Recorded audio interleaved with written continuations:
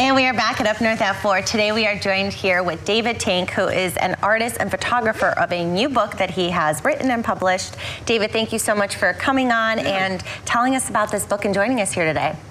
Well, thank you very much. The book, the first edition of this book, it's called Postcards from the Past, Then and Now Pictures of Wisconsin Northwoods, came out 2 years ago. Except a whole lot of stuff has changed in those 2 years. So the then and now is like then and, well, it used to be that way, but it's changed again. So I've been working to update the book and things that have changed dramatically. Plus, I also continue to find new postcards. And so there's a dozen new pages in there of brand new shots that haven't been seen before, some of which are really kind of fun. For instance, where Art Start is, I discovered an old postcard that was originally a hotel where that building sits. Really? Like 120 years ago. Yeah. And finding pictures of that, just, you know, so I could add that into that page on Art Start.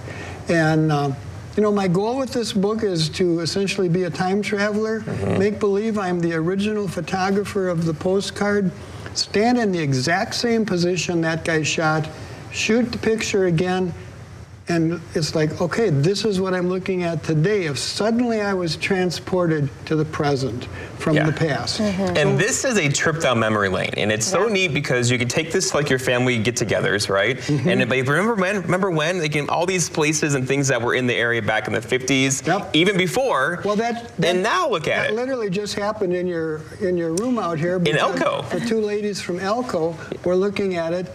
At the pictures from Elko from 100 years ago. Yes, and they're all in there, and there's a lot of them. Yes, a lot of I think we're seeing some pictures now, I think. There we go. Oh, that's David, but yeah, the story behind this. That's the now. That's the cover of it. And then it goes to like the then and now, yeah. So the past and the present. Yeah, that's the old hotel that turned into Art Start. Look at that. That was the shingle plant. And that's now the Triggs parking lot.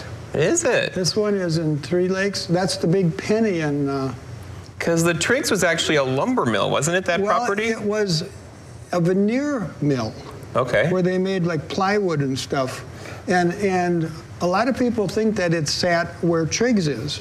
Except when I started looking at the old pictures, I could see the back of the City Hall. So it's not, it's turned. So it's not, it's actually where the gas station is today. Where the gas station is. And I found an aerial shot that showed where the Triggs is. That was all storage of lumber. That's so cool. Yeah. I think it's really cool, like, you know, looking through this book, and of course you gave me a copy, so thank you, because it smells really nice too. I love like the smell of, you know, when you get a book, right? I mean, I'm sure you've done it, right? Like just that smell, right? It's really fresh. So nice.